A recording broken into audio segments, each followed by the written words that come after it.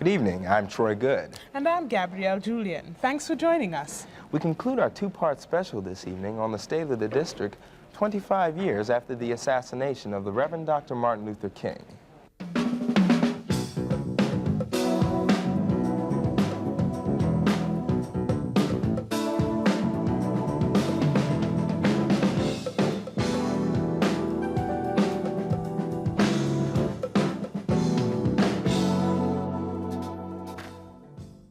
During the Civil Rights Movement, the Black Panther Party blazed the trail and formed the vanguard in the fight for liberation. Though their leather jackets and beret days are over, many of their accomplishments from the past still live on today, including a free breakfast program for children. One former member, Malik Edwards, now works for the Washington Informer. It was a Black Panther Party that made people focus on Martin Luther King and the things he was asking for, but we were very direct in what we asked. You know, and we challenge the system at this level because we say, one, we want these things, and we don't want to be brutalized in the process, because if you do that, we will respond to the brutality. The Black Panthers organization no longer exists, and that worries Edwards. He says some of the goals of the 60s are still the unmet needs of the 90s, primarily black children falling victim to many of the ills of society. We must continue to fight and continue to challenge the system. We can't stop. Other former Black Panther Party members are making differences in their communities as business leaders, politicians, educators, and writers. The co-founder of the party, Bobby Seale, is an instructor in African American Studies at Temple University in Philadelphia. He also had a cameo appearance in the movie Malcolm X. Chicago native Bobby Rush recently won a congressional seat, and former Milwaukee alderman Mike McGee still takes to the streets of his community to fight violent crimes and drug addiction. Black America's leadership has succeeded against considerable odds, protecting civil rights gains for more than 25 years. And the number of blacks who hold those decision-making positions has increased, as Arkasha Van reports. Blacks are still searching for solutions to many of the same problems they faced more than 25 years ago. High unemployment, lack of adequate medical care, and lack of quality education. Howard University President Franklin Jennifer says today's leaders must stay in touch with the community. They know exactly what people want. I can never forget a story that often those who come to serve have their own ideas of what the people need. And very rarely do they actually solicit from the people what their interests are. After the 1992 presidential election, a record number of African Americans were appointed to the Clinton administration. Secretary of Energy Hazel O'Leary says she will implement a diversity strategy that is clear, focused, and sharp. Unemployment and rising crime are just some of the many issues facing today's political leaders. However, the effectiveness of any leader is determined by the people. I really and truly have lost faith in all of them. I don't think they're doing what they're supposed to be doing. The black leaders in this community are having problems just like other black people in this country. Unity is lacking, so therefore you don't have your best effort because you don't have a unified effort. Hazel O'Leary and Dr. Franklin Jennifer are just two of the leaders trying to organize the black community. And most importantly, good role models. Kausha Van, Howard Newsvision. When most people think of the civil rights movement, they think of black men as leaders. But women were also influential in the 60s movement. And as Michelle Pfizer reports, women hold even more powerful positions today. The role that women played in the 60s still lives on today. Mayor Sharon Pratt Kelly and D.C. Representative Eleanor Holmes Norton are two examples of women who are establishing a new legacy today. Then what you've got to have is a free democratic system. They've urged it in the Soviet Union, they've urged it in Eastern Europe, and we need it now in the District of Columbia. Mayor Kelly was elected to the city's highest office in 1990. The first for a woman, a symbol of a new era. Congresswoman Eleanor Holmes Norton has enjoyed an illustrious career in the district. Norton is a nationally recognized commentator, civil rights, and women's rights leader. This has certainly been the year of the woman. Politically, we've had a 50% increase in the number of women in the House of Representatives. We've got the first African-American woman ever in the Senate. Norton was named in Washingtonian magazine as one of the most powerful women in Washington. At the time when I was a girl in the civil rights movement, black women were somewhat submerged. It was basically a male-led movement with one or two exceptions. Dorothy Height perhaps was the only exception. This is the year of the woman, but great women are an indelible part of our history, and women of power are a part of our present and the future. Michelle Pfizer reporting for Newsvision. The SBA assists small businesses through many of its programs. One success story has been its Business Development Program, most commonly known as the 8A certification. 8A is a business and contracting program which started in 1968. Its primary focus is to provide government contracting opportunities to women and minority businesses. For the average minority business owner, the 8A program basically is a tool and means where firms who are owned and controlled by individuals who are considered to be socially and economically disadvantaged, where they're able to compete in the marketplace to get government contracts.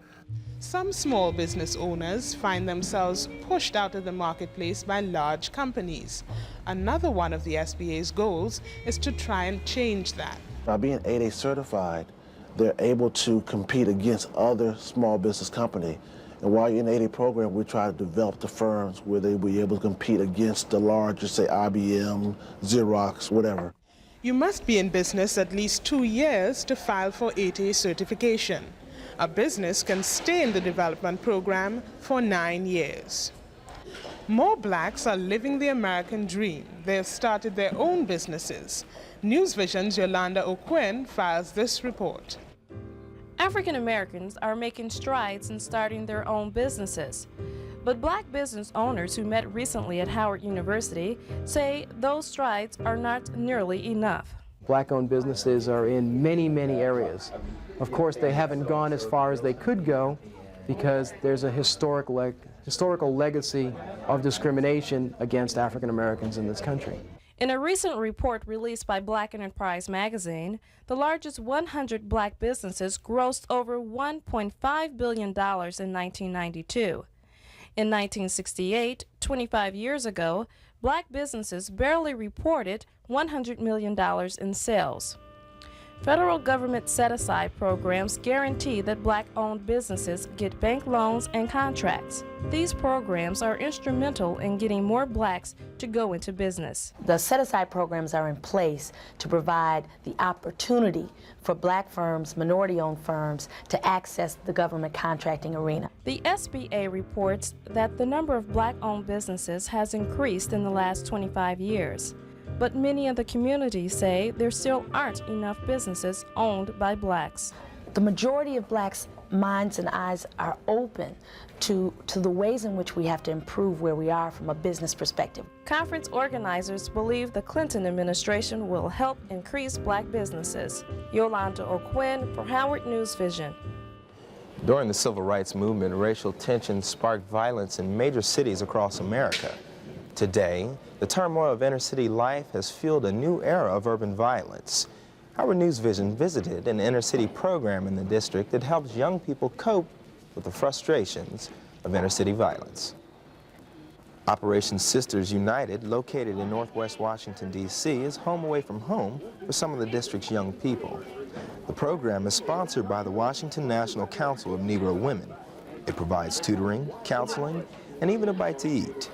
We like to provide a home setting because, and we choose a home instead of a school building or some type of building like that because these kids want a place where they can come in and look at us as adults who are almost like parents to them. And there are rewards for volunteering here. The kids are like a family when they come here. You know, we have conflicts every now and then, but basically they react to each other just like a family. And I had this one little girl. When she came, she was like, had this really tough attitude, negative attitude, what have you. And then one day she came and she threw a paper down beside me. And I picked it up and looked at it. She didn't know my name and had a big heart and had, "I love you." The staff of Operation Sisters United are both trained counselors as well as volunteers. Youngsters interested in joining the program should be between the ages of 5 and 21 years old.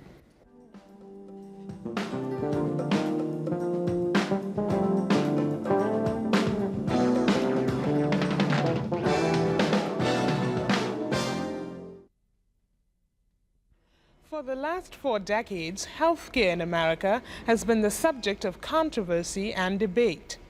Are minorities the victims of a healthcare system designed for a select few? Monica Colclaw files this report. More than 32 million Americans have no health insurance, according to the National Center for Health Statistics, and those who do worry about tomorrow's medical bills. A survey done by the organization shows that 20% of African Americans have no health coverage. People who, for any variety of reasons, are not able to pay for the services have difficulty obtaining services. People drop through the cracks and don't receive the appropriate care. In another survey done by the National Center for Health Statistics, there is a direct relation between family income, poverty, education, and people who have no health care. Studies have found that blacks, for example, who have cardiovascular disease, and that would mean heart attacks and those kinds of episodes, receive the bypass operation less frequently than whites with the same degree of disease. Epps says that even those blacks who can afford health care do not receive the same access as their white counterparts. High infant mortality rates, shorter lifespans, and heart disease are problems African Americans face due to discrimination. The Clinton administration will play a pivotal role in health care. If a new health care policy is passed with access for all, the future may be brighter than the past for African Americans. For Howard Newsvision, I'm Monica Colclaw reporting. A woman's right to choose has been contested in the courts and in the streets for more than 25 years. But why haven't more African Americans been activists on an issue that opinion polls show we support? A recent study conducted by Emerge magazine shows that the majority of African Americans, like most other Americans, express strong support for choice. But the report says that blacks are clearly ambivalent about abortion. The report also revealed that one reason that blacks had reservations about abortion was the strong church influence in the black community. Despite anti-discrimination laws like the Fair Housing Act and the D.C. Human Rights Act of 1977, housing discrimination continues to plague African Americans. Thomas Wright has that story. It's been 25 years since the death of civil rights leader Martin Luther King Jr., yet his dream of equality for all lives. Unfortunately, so does discrimination. A recent report released by the Fair Housing Council of Greater Washington shows African Americans face a 50% chance of being discriminated against. Executive Director Cornell Brooks explains. The enforcement of the civil rights laws with respect to housing has been less than vigorous. And as a consequence of that less than vigorous enforcement of the fair housing laws, I believe that it has acted as a green light to the housing industry. Carrie Timmis filed a discrimination suit in 1992 after her application for an apartment rental was turned down. Timmis won the lawsuit. You're either going to have to be a part of the problem or a part of the solution. And by not doing anything and allowing it, then that makes you a part of the problem. Brooks says part of the problem is housing discrimination has become more subtle. Are you a law-abiding citizen? Do you get into trouble? I mean, the kinds of questions that suggest that you are not suitable for this community. Even though housing discrimination is a reality for African Americans, it has not discouraged them in their search for that ideal apartment or home. Thomas Wright, Howard Newsvision. The U.S. Armed Forces is as distinguished as the nation it defends. With a proud and storied history, it has led the country in social reform. But in today's armed forces, that's not always the case, as Terrence Houston explains. Skill and leadership ability are the basis for promotion in the military. Regardless of race, gender, or religion, a soldier strong in these two aspects should get promoted. But in today's forces, that is not always the case. There will be instances of discrimination because individuals come with different social values and norms. Individuals come into the military and will make the same errors that you will find them making in the civilian environment. Malloy says racism is a part of society and is still prevalent in today's armed forces. But the military has made significant social strides, starting with integration in the 1940s. In many instances of social concern, you will find that the armed forces, the Army being included, has been on the cutting edge, if you will, have been the vanguard in leading in areas of social concern. Malloy credits civil rights leaders of the 1960s. Many of our turbulent times in the military and in society were resolved quicker and to a satisfactory end to where we grew as an organization as a result of Dr. King. Malloy says despite the racial problems that must be overcome, the military offers many job opportunities for African Americans. Struggle for racial equality in the military, much like the rest of society, still has a long way to go. I'm Terrence Houston, reporting for Newsvision.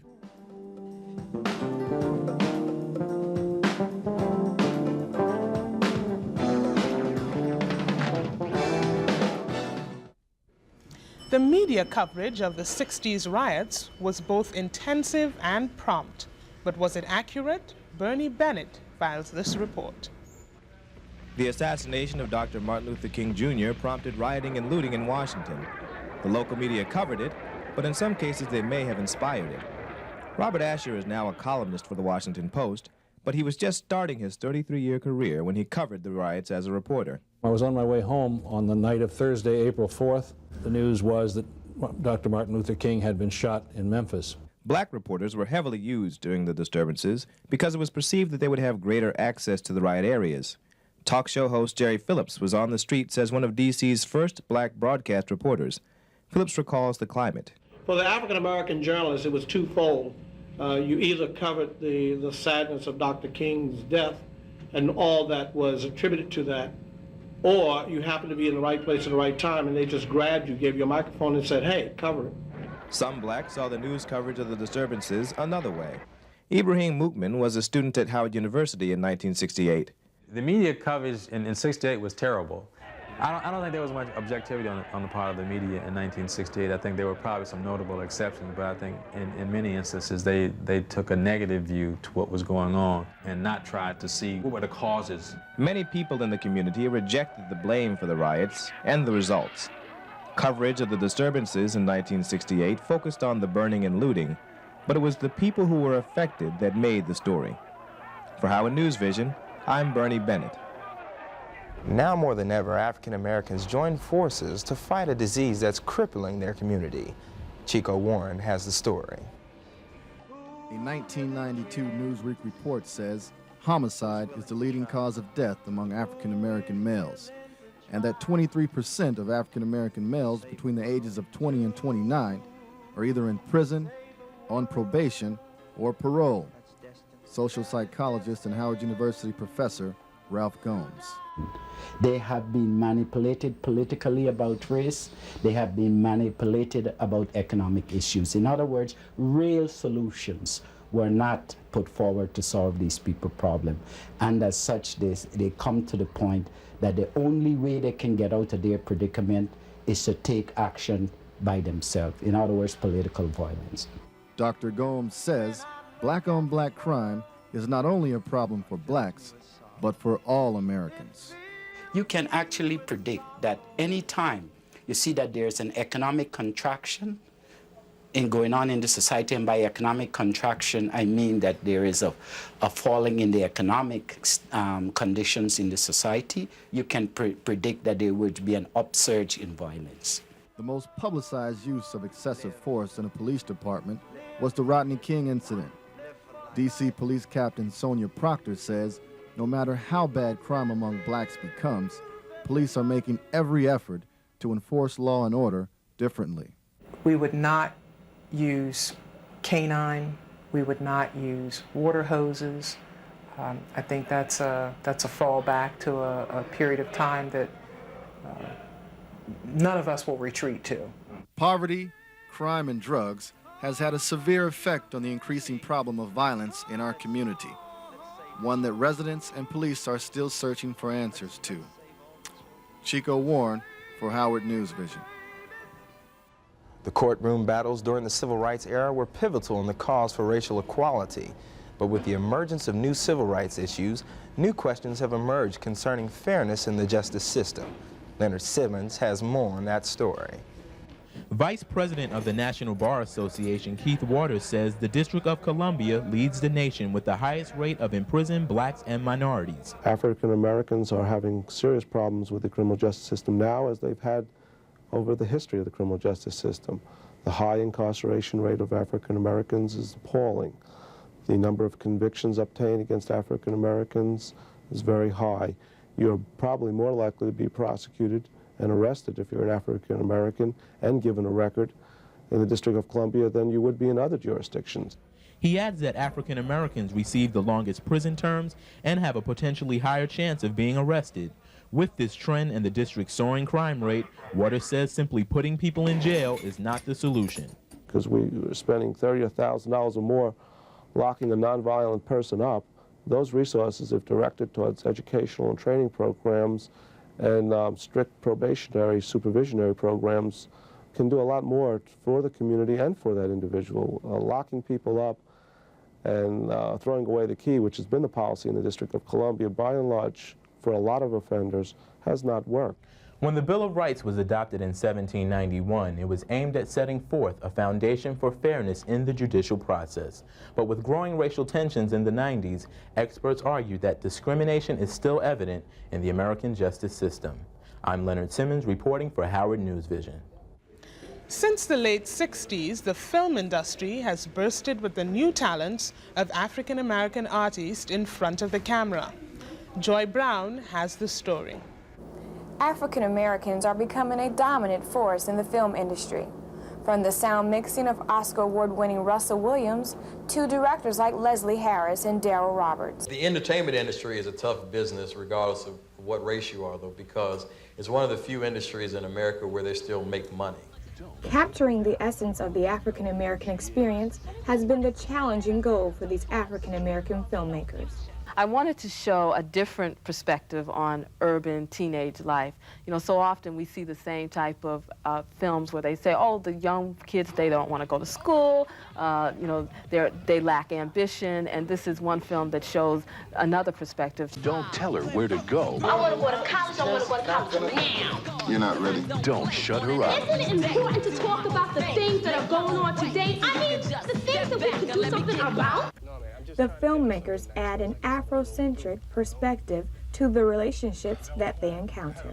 How You Like Me Now is a comedy about male-female relationships that, through 7 central characters, take a look at a lot of issues that we go through in relating to each other as men and women. Are we still going out tonight? You know, I was thinking maybe we should take a rain check tonight. I don't think I can afford it. Thomas, you promised me we'd go out tonight. Yeah, I know, but hey, what am I going to do? If you let race become an obstacle for you, then it will become one. But if you don't let race become an obstacle for you, it could become a plus. For Howard Newsvision, I'm Joy Brown. Many of them have no place to sleep, no transportation, and rarely do they have food. Homelessness is a major problem in the district, one that the City Council struggles to find answers to. Rosalind Bibby has that story. The National Coalition for the Homeless reports that more than 15,000 people are homeless in the nation's capital, and about 45 shelters provide them with basic needs. So Others Might Eat, better known as SOME, is one of many organizations established to help the homeless. We feed breakfast and lunch 7 days a week, 365 days a year. We feed approximately 550 people breakfast and 650 people lunch. Many homeless people say they have nowhere to live because they have no job or money. But many are determined to turn their lives around. Yeah, I work with CSC, Computer Science Corporation, okay? And if it wasn't for me going to school, I couldn't say I was working there at this point. But now I can say that. Some people blame their homelessness on government budget cuts. As far as budget cuts, that's just a phrase word that there's going to be more people out on the streets. There's going to be more people out of jobs. The National Coalition for the Homeless strives to end homelessness through lobbying lawmakers and public education programs. We try to persuade our elected officials to increase funding for low-income housing. This, as I mentioned, was substantially cut during the 1980s. Members of the National Coalition for the Homeless say that homelessness will exist until we are able to resolve the issue of federal and state responsibilities for social programs. Rosalind Bibby, Howard Newsvision. Topping this year's agenda for the National Urban League, the Black family, its issues, realities, and dreams. Chinetti Sims examines what it takes for a family to make a strong bond in the Black community. Every evening, Karen Green prepares dinner for her husband, Dr. Richard Green, and their 3 children. But this is not common for all African American families. The National Urban League reports 57% of African American children live in single-parent households. Howard University psychologist Audrey Chapman says the Black family structure has changed over the last 25 years. Psychologically, the state of the Black family is in transition. I think it's in the midst of getting itself together. I think we have come through a lot of changes in the last several years. Chapman says 2-parent households are generally stronger than single-family units. Dr. Green says history is essential in building a strong family. Our history makes us very strong, and I think it's added benefit when you have a mother and a father present. Then the children in the family can have hopefully a positive role model that's a male and a positive role model that's a female, so they can identify with both. To keep their children on the right track, the Greens teach them Christian morals and values. We try to teach them to be honest and to work hard in everything in your life and how you deal with people. The National Urban League study also says more 2-parent households are needed to preserve the Black family. Chinetti Sims for Howard Newsvision. That's our show for this 4th season. Be sure to join Newsvision when we return next year. For Troy Good and all of the Newsvision staff, I'm Gabrielle Juliet. Good night. Good night.